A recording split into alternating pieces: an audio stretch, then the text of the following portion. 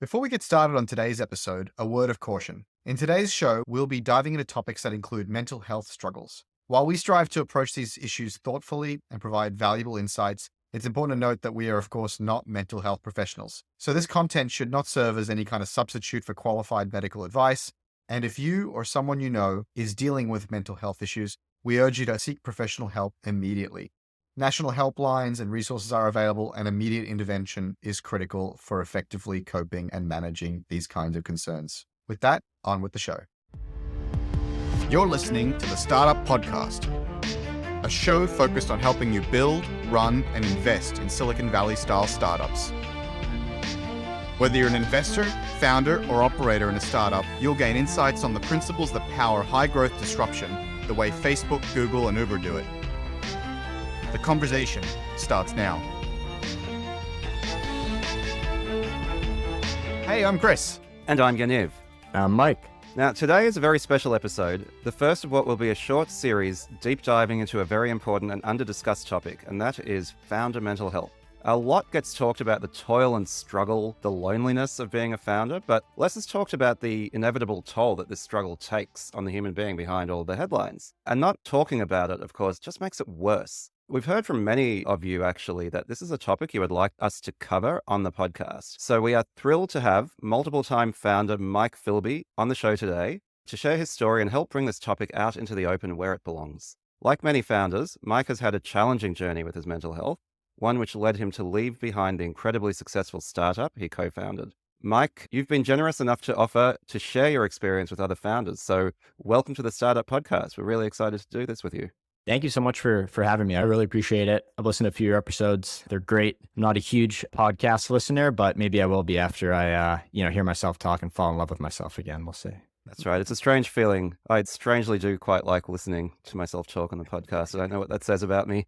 So where we'd really love to start, Mike, is with your journey, and I guess especially ButcherBox, which is one of the startups you co-founded, which became very large in the US. But for our international audience, we'd love you to tell us a bit more about ButcherBox itself and about your journey there. Yeah, absolutely. So ButcherBox delivers 100% grass-fed beef and organic chicken and pork directly to your door. They're in the US and they're nationwide. I got involved with ButcherBox because the CEO and founder was a mentor of mine with the first company I started. When my company was going down and the company he was working at previously was having a change in CEO, he asked if I wanted to join him and develop ButcherBox and run marketing there. Today, they have, I think, just over 200 full-time employees, and they're doing over $500 million in annual recurring revenue.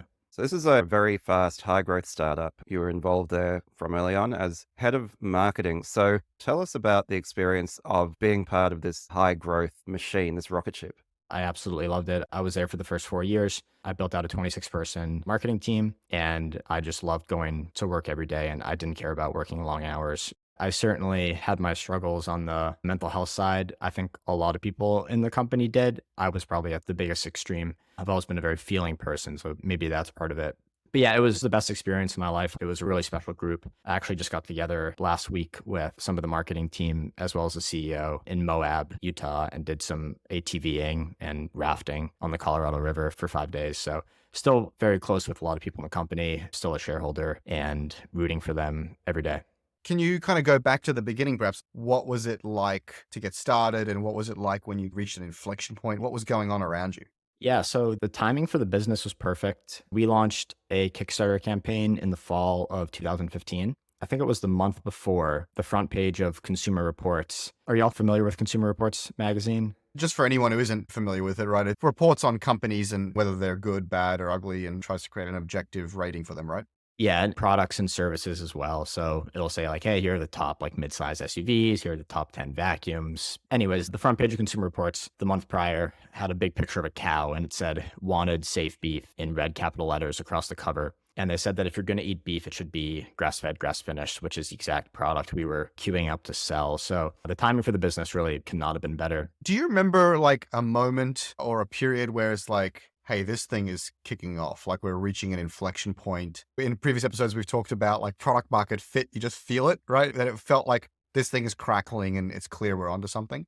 Yeah, it was when Chris Kresser, who's one of the biggest paleo influencers, sent a dedicated email blast to his fans offering free bacon in their first box. and we got 300 people to sign up in 48 hours. That was more than we were doing in monthly signups, and it was in 2 days. So then the strategy was just, okay, let's put all of our resources to finding more crisscrossers, giving them the same promo and experimenting with different promos. Another inflection point was when we did the free bacon for life promo. I remember the CEO had Stripe on his phone, and it would ding, or at least you could set it to ding every time a new subscriber signed up. So we were playing like a drinking game until 9 at night, just passing around the phone. And if it dinged while you were holding it, you had to, take a drink. That was a really fun night.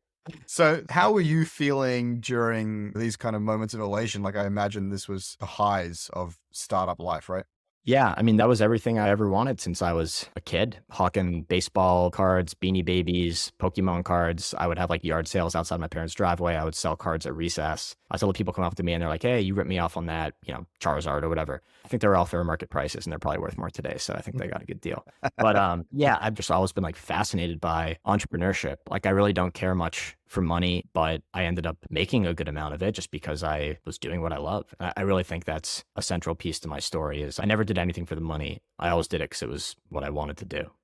And so at what point did that elation start to feel like it was diminishing, or you kind of turned around and realized, hey, hang on a second, this isn't fun anymore? I think it was the pressure. I come from a family where my dad he's a bit of a softie now, but he was Mr. Tough Guy, would go on 100-mile bike rides, would go to the gym for 2 hours and just kind of like power through life. And I think I thought I could just like make it work. I thought I could do anything if I was just tough enough and if I worked hard enough. And I never really gave myself a break. Even when I'd go to the gym to like take a break, I'd be running on a 7% incline, doing interval sprints on the treadmill, and then doing like push-ups and burpees and planks for an hour straight. Just too much, not enough slowness in my life. But the other big problem was there was just a lot of pressure. The buck stopped with me when it came to growth. We were hell-bent on growing extremely fast. Most years we were tripling revenues. And there was a lot of visibility into the goals. They were just written on whiteboards when you walked into the office, where we stood and what the goal was and what percentage we were to goal, and what big promos were outstanding that were coming up that could hopefully close the gap if need be. And fortunately, we blew through our goals almost always, but I felt a lot of heat anytime that we were not on pace. If we were even like 3 percentage points behind where we were supposed to be, I felt really badly about myself. And I felt like I was letting the team down despite it being a 26-person team at the time that I was leaving. I just put too much on my shoulders, I think. I wasn't saying, hey, like, I need help. Hey, I'm really stressed. I just kind of cloaked it all. It was not healthy. I tried to be a warrior and I didn't need to be. It's fascinating, Mike, and thanks for being so open about all this. One thing that it brings to mind as you speak is there's this fantastic other podcast called Founders by David Senra. A lot of you probably already listened to it. It's become very well known. He's a bit of an obsessive himself, right? And basically every week he just dives deep into the story of one particular founder. And he doesn't just do tech founders. He talks military leaders, founders of nations, everything back in history. He reads biography like crazy. His current thing is the story of the founder always begins with the father. And you mentioned your dad, which is sort of really interesting to me, right? And I think part of being a founder in a way is we're maybe not the mentally healthiest group of people to start with, because I think a lot of founders, not all founders, but a lot of founders have a chip on their shoulder or something to prove to someone, to be influenced by that and have that level of intensity to build something from nothing. It requires maybe this sort of driving force that is not necessarily the healthiest thing and is therefore something that needs to be managed if you're going to not let it consume you. Yeah, I couldn't agree more. And yeah, that podcast is great. I've listened to the episode about Steve Jobs, which was good, but also made me stressed out because who can be Steve Jobs? But I was like trying to be when I was listening to it. I was like, oh yeah, I'm gonna do that. And I was like, nope, that's not me. But yeah, I definitely think there's part of it. Part of like the father, just looking up to my dad, trying to work as hard as he did. He would get up at 5 a.m. I could hear him leaving the door when I would like get up, and he'd already showered and ate breakfast and be out the door to provide for the family. And I definitely had a chip on my shoulder, and Mike did too. And I think everybody did for the first maybe 8 or so people who worked at ButcherBox. And when people ask like, why was it successful beyond the timing? I think it's that everyone had something to prove. I had spent the last 6 years working on a startup that I dropped out of college to do. That didn't work out. I worked 7 days a week. I had no social life, and I was losing money. I was overdrafting on my Bank of America account every month, borrowing money from my parents. I was living in my parents' house. And I remember closing that down and just being like, this can't be happening. Like, this was supposed to be it. This was supposed to be successful. And it's like, who am I to think that it's going to be successful? But I did. I mean, I don't know. I was 18 when I started it. with ButcherBox, I just wanted to give it everything I possibly could. So once those green lights were coming up and things were looking good, I was all in. I mean, it was the only thing I was doing because I wasn't going to miss that opportunity. And Mike felt the same way. And by the way, Mike, I know you're not talking about yourself in the third person, but your co-founder is, of course, also named Mike. So just Yes, for the listeners, in case it's confusing. I'm not that crazy. Not yet. The other interesting thing that I got out of hearing you speak before, Mike, and would be interested in having you reflect on it, is it's often talked about. I know I've talked about the startup life and the founder life of being a bit of a roller coaster. The highs are highs and the lows are low and so on. But it occurs to me hearing you speak, the roller coaster is not quite the right metaphor because you can have the highs and lows at the same time. Hearing you speak and hearing the joy and excitement of what you were doing at ButcherBox, hearing you say you would do it all over again, right? It's nearly like you're experiencing the highs and the lows and the stress at the same time. Is that right? I think that's exactly it. And eventually the body kicks in and it's like, hey, I'm here too. And I'm shutting down. You're mad. That's what essentially happened to me is I was passing out at work events because I was just completely exhausted. I like passed out in a bathroom with like throw up all over me and then had to be taken to an Uber to the ER, threw up all over the Uber. Right. My buddies like paid him off with cash so he wouldn't like do the throw up fee for like drunk people or whatever. And yeah, that happened 3 times.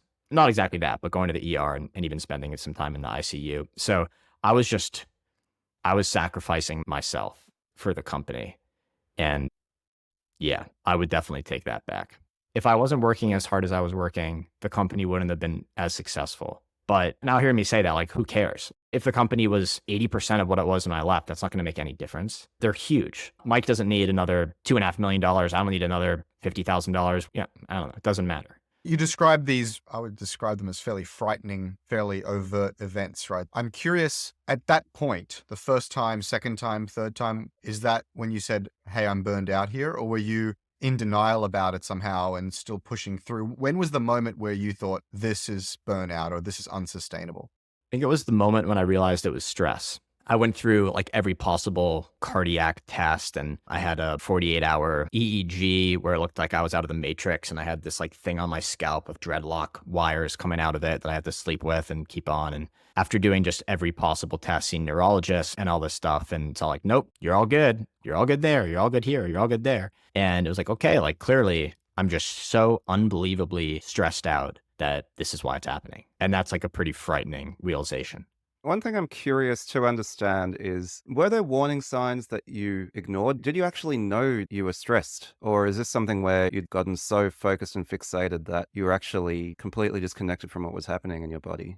I knew that I was stressed and I think I just kept pushing it down. And because I was so stimulated like every hour of every day with work and then killing myself at the gym, I just didn't allow myself time to really comprehend what was happening to me and my body. As you're talking, I'm reminded of 2 times at Uber where this sort of happened to me. When I first joined the company, I felt an enormous amount of impostor syndrome. I was surrounded by AAA players. It was the first bigger company I'd been a part of. And I started to feel very foggy, like I'd lost IQ points. I went to a doctor and said, hey, I'm feeling very foggy in the brain, hard to concentrate, hard to make choices. And he said to me, have you got any new stressors in your life? I said, well, I just started a new high profile, high pressure job. And he's like, yeah, that's it. And I was like, what? Like, that didn't occur to me at all. And then later, much later, I was involved in a really hardcore, Game of Thrones political shit fight. There's really no other way to describe it. Every meeting was with large groups of very important decision makers. And I was the one advocating against the grain for something very big and bold and ambitious. And it was everyone versus me, more or less. And I started getting chest pain, just feeling really, really bad. And there was one point where I went to the emergency clinic down the road from the Uber headquarters. And they rushed me through because I was having chest pain. And they got me in there and I'm doing EKGs and stuff. And I was still dialing into one of these come to Jesus important meetings where there was a big decision being made where my project was on the line. And the team was like, what are you doing? Where are you? I'm at an emergency clinic with chest pain. They're like, why are you calling into this meeting with chest pain? And I was still like, I needed to be there. I needed to participate. I needed to save this project. And yeah, as you said, Mike, like, who the hell cares? Like, who cares? Uber didn't need me to be successful. And the moment I left, decisions were changed and code was rewritten and initiatives were rethought. And my impact at Uber has probably felt literally zero at this point. Why do we as entrepreneurs, as founders, as people who get so emotionally involved, twist ourselves into knots sometimes for these things, right? Yeah, I'm sorry you had to go through that. That sounds really hard. I think we're largely like products of our society, and it's kind of fucked up. I mean, work is like the main thing that people talk about. It's the main thing that we stress about. It's what keeps us up at night. I just spent those 5 days in Moab in Utah with all these guys from ButcherBox, and work was pretty much all we talked about. Like, I don't know how their kids are doing. And I don't want it to be that way, but it's just how it was. And I did like feel it when I was there. I was like, wow, 4 years later, it's still everything to us. And I'm trying to break away from it. Truthfully, like the nonprofit I just started, I didn't want to start that company. I started it because I felt like I needed to as a way to like raise awareness and give back. But I'd rather work a 9 to 5. I'd rather work at a farm. I'd rather travel. I was the first person to tell every young person to go be an entrepreneur. But now I'm much more cautious because I've seen what it can do to somebody. And I think that a lot of my friends who took a more conventional path are a lot happier and a lot healthier than I am, or at least they've had a lot steadier. I've had some really big highs and I have a lot of flexibility with my finances and stuff, but I don't really care about money. So it's almost like every company should be required to have like a mental health coach, like some certified person who's like checking in with everybody all the time, almost like separate of HR. I don't know what the solution is, but I honestly I don't think it's sustainable. And I don't know if I'd want my kids to be entrepreneurs. And that really like crushes me because it's been my identity and it's been my life. But I really think something's got to change with our culture or with entrepreneurship. It's not fair to the entrepreneurs. You talked about this being a cultural thing. I think that's true. And I think it varies wildly from location to location. I remember one of the times I was getting really burned out in Silicon Valley. I just needed to get out of there. And I had booked a flight back to Australia just to kind of have a vacation in Australia. I kind of smashed out this blog post that I called The Downside of HEA, Hyper Expectation and Ambition Syndrome. I felt like I was surrounded by people who were suffering from this hyper expectations and ambition syndrome, and it was in the water. Everyone I met was ambitious and had high expectations for themselves and for each other, and it was driving me mad. I was trying to keep up, and it was who I had become. And then I spent, I want to say, 2 or 3 weeks in Australia, and I felt the opposite culture. I felt everybody in my sleepy town of Brisbane, and this is some years ago now, it's changed a little bit. There's a lot of entrepreneurship here and things, but everybody was kind of asleep and kind of very comfortable in their place and lived only a few blocks or a few neighborhoods from their home where they grew up. And I started to feel like I was not achieving enough. Even after 2 or 3 weeks, I felt like I was falling asleep there. And I wrote the opposite article. I was ready to go back. I was ready to get back into it. And so prior to leaving, I wrote the upsides of hyper expectation and ambition blog posts. This is all on my website. And I wrote the reasons why I do love Silicon Valley and actually wanted to get back into it. My point is that this is very much a product of our environment in many ways, or our environment intersecting with our nature. You know, we are a global podcast, and I want to highlight you may or may not be experiencing this, or you may or may not be having this imposed on you through externalities, or you may be imposing it on yourself in some ways. You need to think about all of those possibilities for yourself. Yeah, that's such a good point. And I do feel like it's very circumstantial. I just got back from a trip to Croatia and yeah, they didn't seem obsessed with work there and it seemed a lot more fun. And I was very envious of not growing up there. I think it's interesting, Chris. Like, I semi-agree with you in the sense that I think where the cultural difference manifests more is actually for employees, right? Like, you were telling your story at Uber as a non-founder, as an employee, and you still experience that level of intensity. But I think when becoming a founder, there is such a strong element of self-selection and so much of this sort of personal rather than cultural drive that comes with it, that perhaps the regional variation is a bit less than you might think. I do think that folks listening all over the world will identify with this intense drive and this sense of willing to be self-sacrificing for it.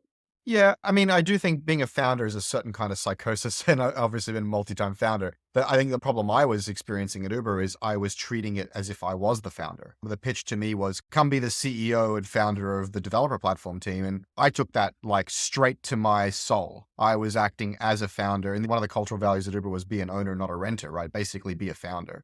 The irony of that value, total aside, but the irony of that value, given the business that Uber is in, is just incredible. That's such a good point. And also, that's true. Not irony, but they're asking their employees to be owners, not renters. But let me see the cap table. Let me see how skewed that thing is. I mean, you're asking people to be owners who have 1/100th of the shares you do on a sunny day. So I don't know. I have a little bit of trouble with that at times. There is a narrative, right, that there is the rat race and then there is being a founder of your own company. And one of the reasons I did leave Silicon Valley in the end was because I felt like it was just another kind of rat race. There were investors and advisors and what have you who were riding founders into the ground. And it was a bit of a churn and burn process. And yeah, it's great if you're an investor and you're hyping up the role of founder and hyping up the role of building high growth companies. And these young, often young founders are driving themselves into the ground for a diminishing piece of the pie. Not to say anything of their employees, who are also promised that same cascading vision of you have a piece of this company, although it's diminishingly small. You have all of these people burning themselves out in an alternative kind of rat race. You may be a part owner, but not really. Not really. Yeah. So, Mike, I'd love to return to your story a bit. So, you were at ButcherBox, you were passing out, you were completely physically and emotionally exhausted, I suppose. Tell us about your decision to walk away from that and how you experienced that whole part of the story. Yeah, that was definitely the hardest decision of my life because at the time, ButcherBox was my life. So all I knew is that I couldn't continue. And that was like a really sobering realization. And some of my mentors were trying to get me to stay another year and a half or two so that the rest of my equity would vest because I had close to 10% of the company and I had to end up forfeiting like 4% of the 10%, which, is a pretty meaningful amount. So a lot of people, I'm sure, would have just stayed another year and a half, 2 years, and close to doubled their equity stake in a company that was conservatively worth $150 million at the time. But I basically realized that no dollar amount is worth your health, and I had red lights going off everywhere. And it was actually writing a Mother's Day card that I kind of came to the conclusion that I need to leave and I need to give my notice tomorrow because my mom has always encouraged me to go my own way in life and just follow my gut. And I knew that this was what I needed to do.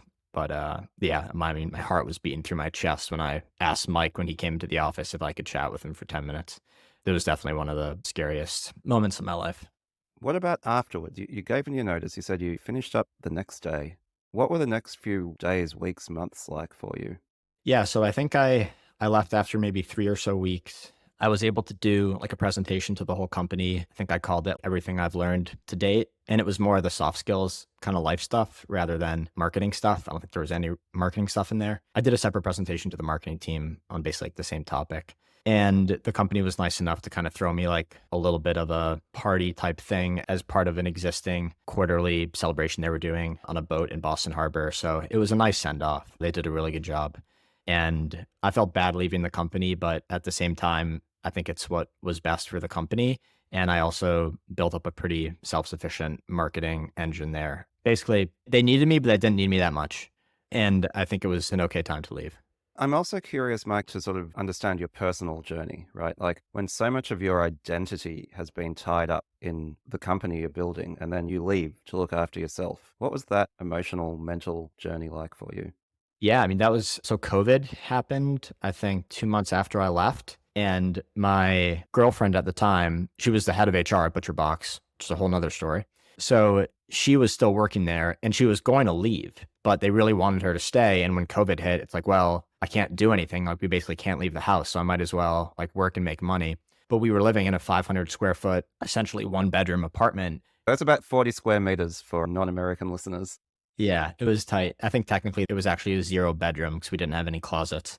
And she'd be on calls at home all day and I would just be overhearing it constantly. So it was just like this constant reminder of this huge stressor in my life.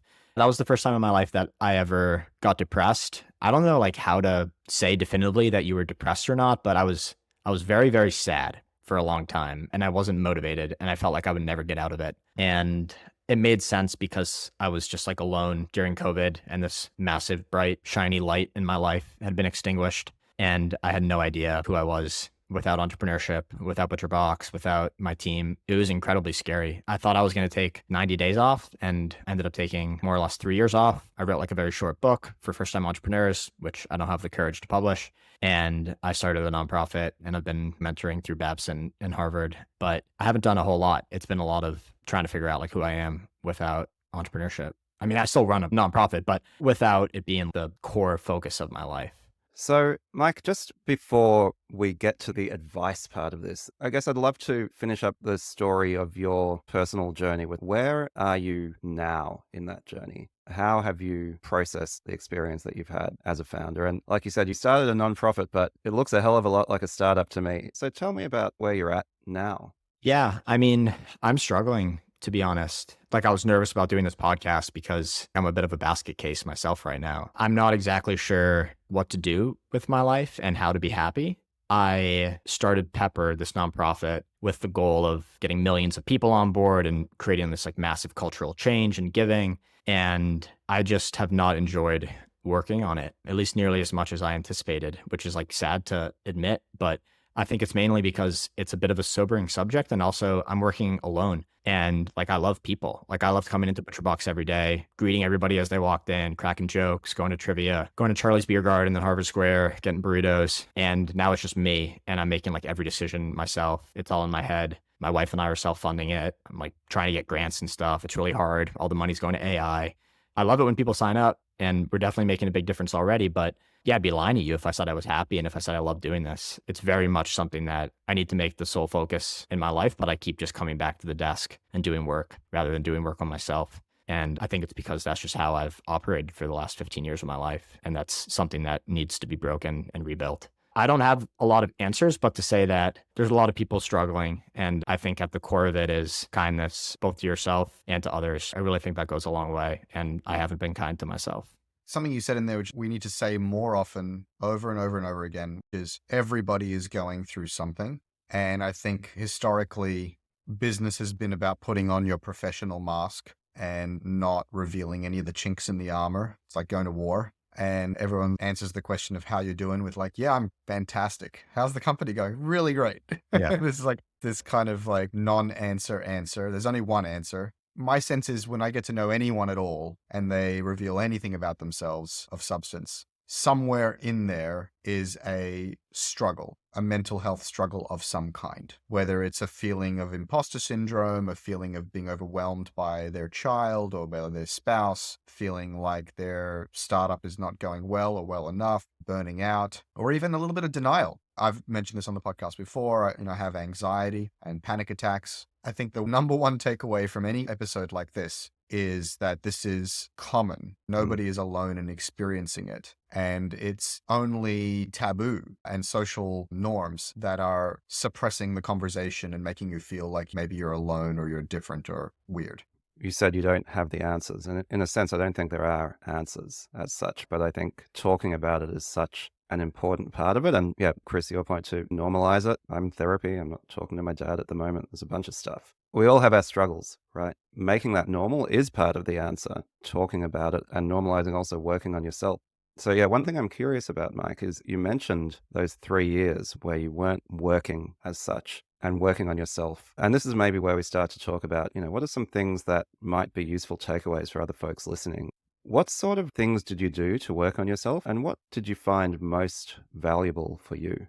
Yeah. I mean, the short answer is I didn't do enough because I think I didn't feel valuable enough to be worked on, which is very sad to say out loud, but something I think I'm still working with is self-worth. I don't know what the genesis of that was, but I certainly have some problems there. I think the most helpful thing was talking with people who love me. So my now wife, my parents, my best friends. And yeah, like both you guys said, once you get to know somebody, you realize that you're not alone in having some struggles. It's not all rainbows. It's rarely rainbows. And I enjoy my life. I'm happy to be alive, but I also have a lot of struggles. And it's almost like, I don't know, like, how did I get here? Like when I look at like a photo of myself when I'm like 8, it's like, you didn't have any of this. What happened? I honestly think actually a big part of the problem is feeling like I don't have the right to complain because I made a lot of money from ButcherBox. I'm a white dude who lives in a safe town. I have great family, a great relationship. So it's like, who am I to complain? But I've learned that like everybody has struggles. I mean, money doesn't eliminate that. You guys obviously know that, but I think for a while I didn't. And I think some people don't realize that either. It's like, just because I have a good amount of money doesn't mean I'm happy. And it doesn't mean I'm not a basket case a lot of the time. I have a big lawn. I spend half the day mowing it.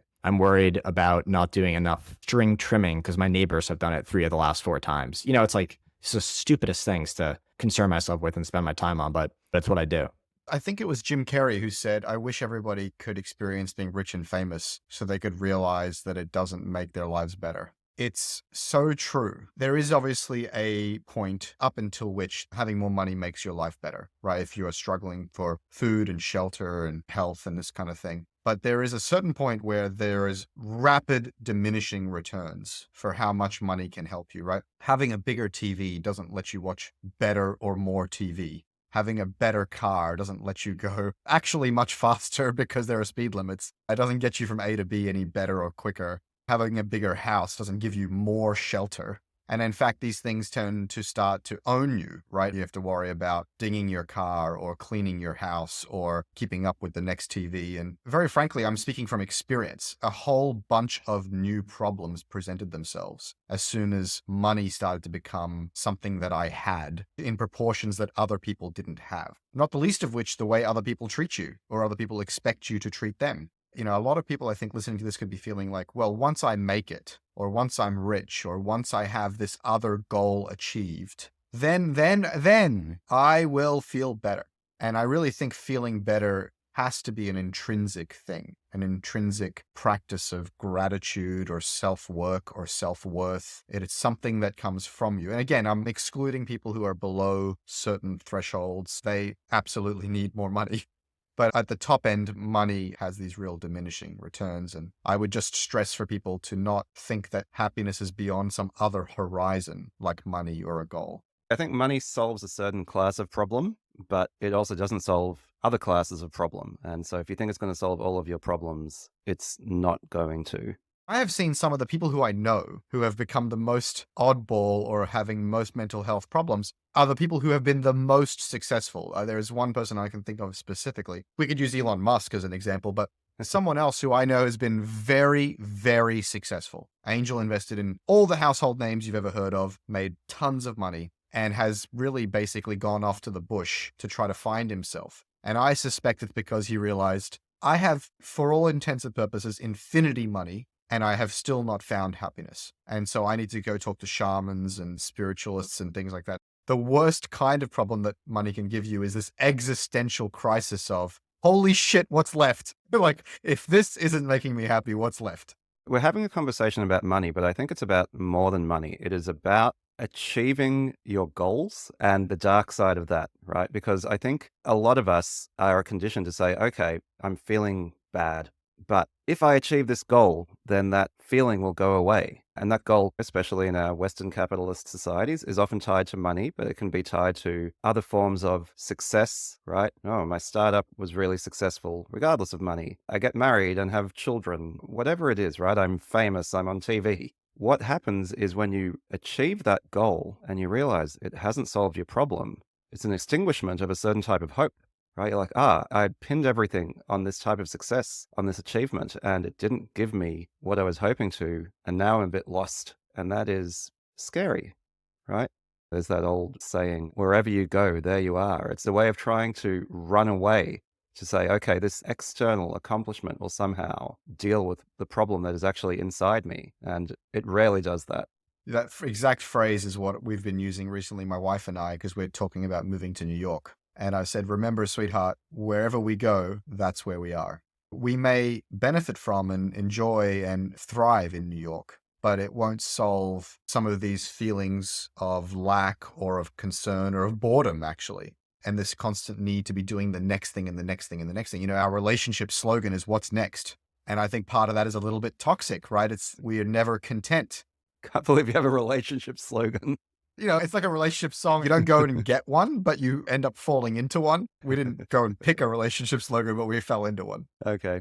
So, I think this has been a really deep and intense conversation, which is great. Again, Mike, I know you said you don't have the answers, but what you have is what you've learned on your own journey and what people can take away from that. So I guess a couple of questions around that. Reflecting back on your time, what are some of the warning signs that you would advise our listeners if they're focused on their startup, they're working really hard? What are some of the warning signs that you feel they should be watching out for? I think health is a big one. I mean, I think I had one cavity in my life up until working at ButcherBox. And then I went to the dentist and I had 8. And I was like, that can't be my x-ray. Like, would you mind looking at that again? And they're like, nope, this is definitely yours. I was just grinding my teeth way, way down in the night and just getting these terrible cavities. Maybe you should, go to the dentist and see how many cavities you have. But I think a bigger one is just how much time do you actually have for yourself each day? I know there was some study that came out, I think somewhat recently, that says the sweet spot is between, I think, 2 and 4 hours of free time. And the rest you want to be doing active things like work, for instance, could be one of them. I was reminded on the trip to Moab by someone on my marketing team that I was like apparently checking in with everybody and making sure that they have 60 minutes a day. And he was like, I can't believe that that's the number. You were hoping that we just had like 1 hour where we weren't working. And like that just shows you like how messed up I was, or at least like how singularly focused I was on work. And it makes me really sad that I thought I was doing something nice. That's like the scary part. Like I thought I was like looking out for my people by making sure that they had 60 minutes to themselves a day. Obviously, people need more than 60 minutes. One thing that has worked for me that I've learned since leaving is engaging in what I would call like a flow activity. So something that is so consuming that you can't think about anything else. For me, it's like playing soccer or surfing or swimming or playing tennis. Like I can't run. I can think about work the entire run. I can't walk. I can think about work the entire walk. It needs to be something that really is like demanding every area of your brain and body. So I think if you're someone who really wants to escape for a minute, pick up a flow activity or like a flow sport. You'll know it when you find it because you'll come out of the water and you'll be like, oh, I haven't thought about anything but trying to catch a wave for the last 2.5 hours. Like that's really nice. For me, it's driving, spirited driving specifically. So, driving fast, but within the speed limit for any police who are listening. And I describe it as when you're doing other things in life, particularly being a founder, but any other life activity, typically, you put an input in and the output can take hours, days, weeks, or months to occur. But when you're doing a sport or, driving, the input output is instant. And that tickles something in our reptilian brain where, as you say, it uses your whole brain and it forces you to focus or to go into flow. And you, as you said, Mike, I think if you end the activity and you realize, wow, a whole bunch of time has passed and I didn't even think about work, you're on the right track. My go-to for years and years and years since I was a kid was watching TV shows and movies. I just watch hours of TV shows and movies.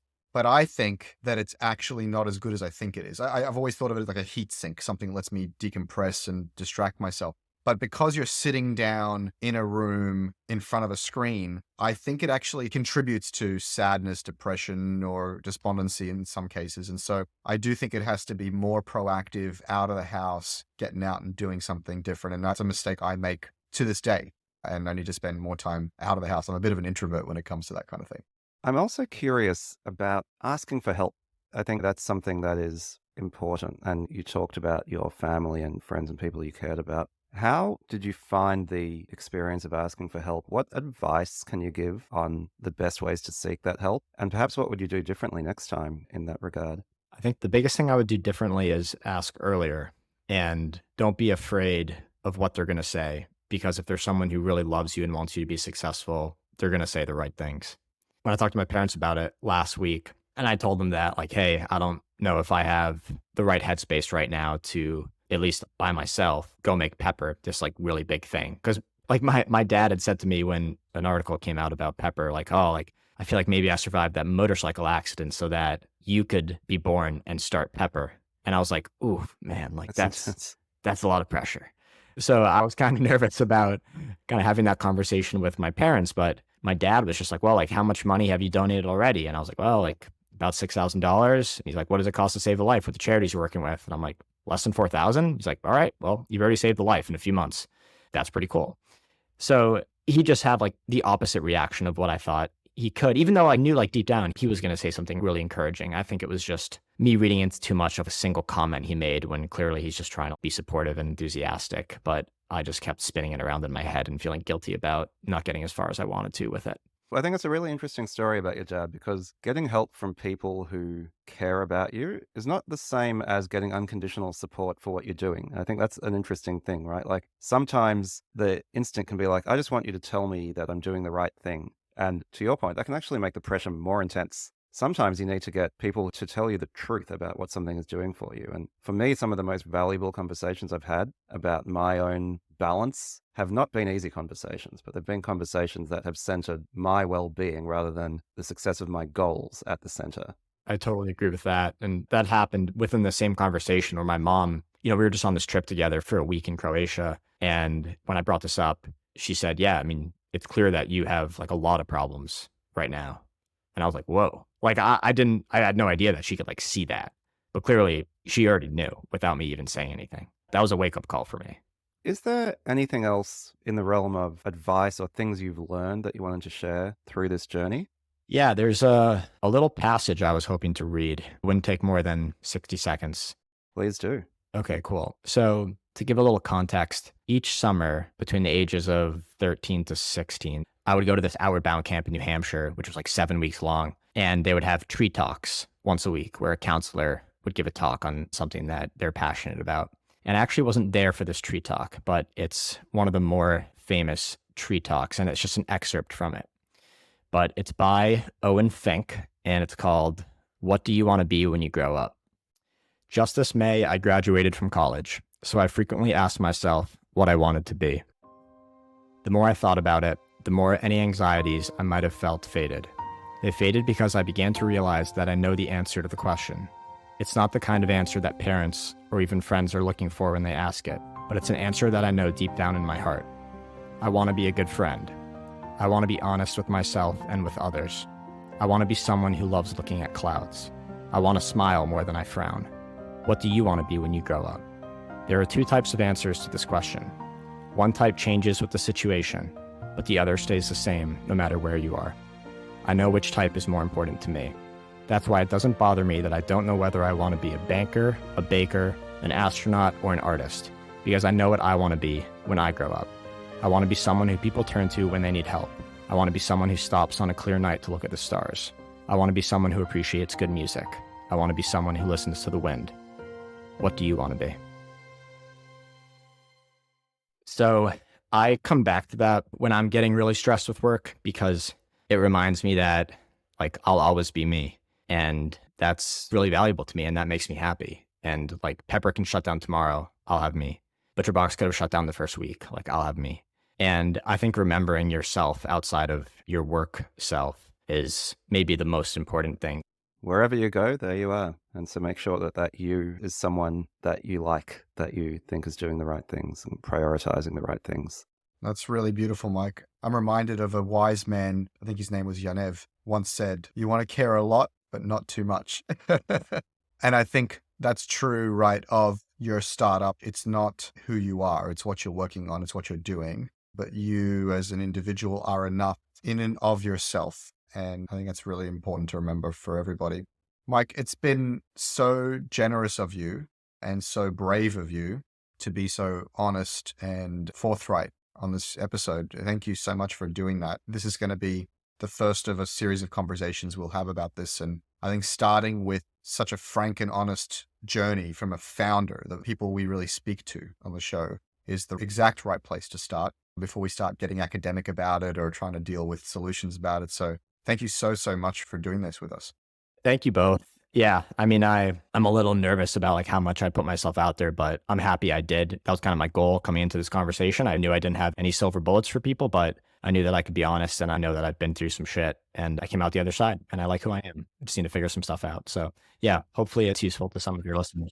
It absolutely will be, I have no doubt. And, you talk about wanting to be a good friend. You're being a good friend to people who you've never even met. So it's incredibly valuable.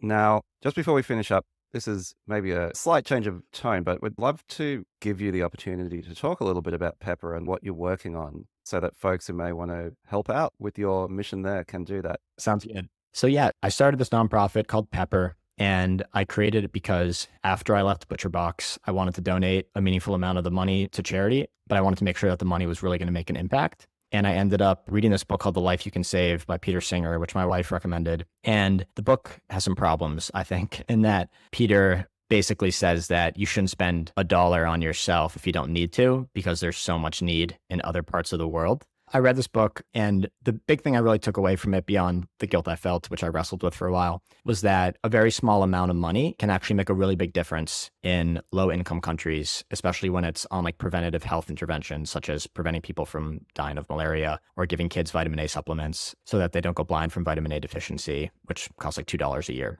I donated some of these charities and I felt good about it, but I really wanted to raise awareness that, hey, like other people can get on board with this and you don't need a lot of money to make a big difference. So I started Pepper. It's a subscription for giving. The only option is to give $10 a month. 100% of the donation goes directly to 4 amazing charities that I partnered with. We take a 0% fee. I don't make any money from this. I lose money from this. But I wanted to create something that was stupid, simple, easy for people to start making a difference in a really big way with a very small amount of money. So if you want to sign up, it's joinpepper.org. And no worries if you don't want to. It's just there for people who are interested in giving, but don't know where to start. Oh, great shirt. I love that movie. Felt appropriate for what we're talking about. For those not looking at the video, Yaniv is wearing I Am Kenough, the shirt from the Barbie movie. Yeah, I think I saw maybe an Instagram post or a LinkedIn post with you wearing that, and I definitely liked it. It made me very happy. Everyone go see Barbie. I actually really love the concept of just making it that simple. With charitable giving, the friction is often around making decisions. How much to give, who to give it to, all of that. And it's like, okay, someone else is doing the thinking for me. And so I think if you can build that trust that you are thinking well, just put that $10 a month and something good gets done with it. I think that's really great. Thanks so much, Mike, again, for sharing your story. I'm sure it has a big positive impact, and it's the start of a lot of conversations and a lot of hopefully powerful self-reflections from folks who are listening to this. So once again, really appreciate your openness and vulnerability. I think it's a fantastic thing that you're doing. Thank you. Yeah, and I guess the last thing I'd like to say is if you want to talk to me, I'm talking to you, listener. If this resonated with you or you think I can be helpful, feel free to just connect on LinkedIn. Do add a note saying that you listen to the show, because I do have a lot of people who try to connect who then just try to sell me stuff. But I'd be happy to chat with you. So feel free to reach out. Unless you're trying to sell him stuff, don't do that. Unless it's something awesome. Yeah. If you want to spend something awesome, definitely reach out. All right, guys. So as I mentioned, we will be doing a number of episodes on this topic. And so if it's of interest to you, please don't forget the Startup Podcast Pact, where we ask you to please sign up to the mailing list, follow us on your favorite podcast app, and rate and review the show. It really helps us get the word out and help us help more founders. All right, Yaniv, Mike, thank you so much for another great episode. Of course. Thank you for letting me share. Thanks again. And remember, folks, you are enough.